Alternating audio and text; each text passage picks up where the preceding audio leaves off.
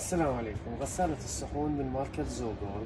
تتوفر عندنا غسالة الصحون من ماركة زوجول ثلاثة ألوان، اللون السيلفر واللون الأبيض واللون الأسود. نتكلم على طريقة التركيب. طريقة التركيب فيها هذا البايب اللي يتركب في حنفية الماء، في حنفية الماء البارد وليس الحار، ما يصير على الحار لأن هي فيها حرار، هي تسخن الماء. هذا يتركب في حنفية الماء البارد.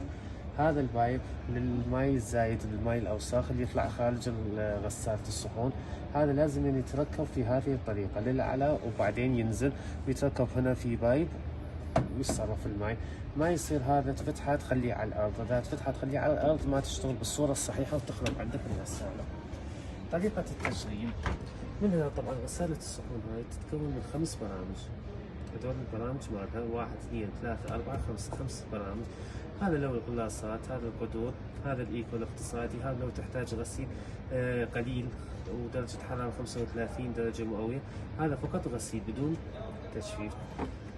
طريقة التركيب والتشغيل. هنا هذه المنطقة يتخلى فيها ملح خاص على الغسالات. تركب هذا وتخلي الملح، هذا الملح مرة واحدة، بعدين بين فترة وفترة انت تضيف له هذا الملح. طبعا من تضيف له الملح هذا راح يبين يأشر لك هنا هذا السهم، لو ناقص يأشر لك هذا العلامة، راح تأشر لك انه هذا ناقص. هذا هنا ركبنا الملح اول مرة، تقريبا الملح 1 كيلو. طبعا الملح خاص مال الغسالات موجود عند اي هايبر ماركت موجود عندنا. هنا السائل الملمع بتاع الغسالات ايضا موجود في اي هايبر ماركت. لحد هنا تخلين هاي الماكسيموم ماله لحد هنا. ايضا من ينقص عندك راح تبين عندك هاي العلامه. شوف هاي العلامه نفسها هي اللي هي هاي العلامه راح تبين عندك. هنا يتركب مسحوق التنظيف. مسحوق التنظيف موجود متوفر في السوق. مسحوق التنظيف يتركب هنا. تفند هذا الشيء. هنا عندنا الشبك، فيها 3 أدوار شبك. الدور الأول طبعا من تفتحه، هذا لو عندك صحون تريد تركب الصحون أو هنا الصحون تريد تركبها، ما عندك صحون، عندك طناجر أو عندك أي شيء، تصير في هذه الحالة ممكن تخلي طريقة وضع. بالنسبة للصحون تنوضع بالصورة العمودية. بالنسبة للقدور الطناجر تنوضع بهذه الصورة لازما للتحت حتى ما يتجمع الماء فيها. طبعا طريقة الغسيل في من هنا مرشات ماء، من هنا مرشات ماء، من فوق مرشات الماء. هذا عندنا الشبك الأول تكلمنا عليه لو عندك صحون أو عندك طناجر. هذا الشبك الثاني.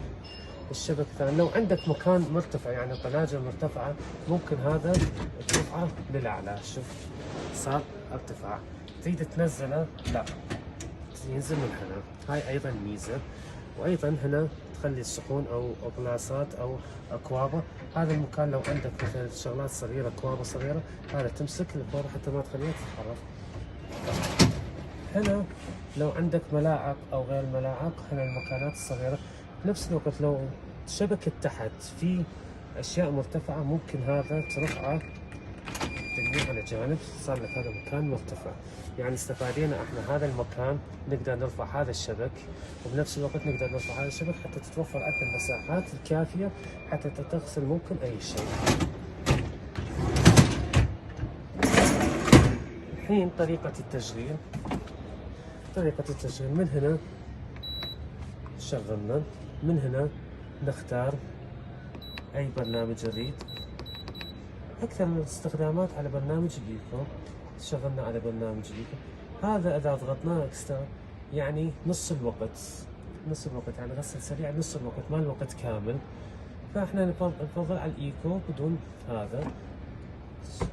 سكر راح تبين لك هاي معناتها الغسل. كيف معنات الغسل ماله؟ الغسل على مراحل. أول شيء تستعمل الغسالة تنظف في الماء فقط. بعد ما تنظف في الماء تضيف الصابون تدور تغسل. من تغسل الصحون وتغسل القدور اللي موجودة. بعد ما تغسل بعدة مراحل بعدها أيضا تغسل في الماء فقط. بعدها تبدأ مرحلة التجفيف. مرحلة التجفيف تسخن الماء، تجفف لك الصحون أو الطناجر، تجفف الماء يطلع من الغسالة مجففات ما فيهن أي ماء. طبعا هنا يبين لك هذا علامة الغسيل. بعدها تطلع علامة المروحة اللي الحين أوريك إياها.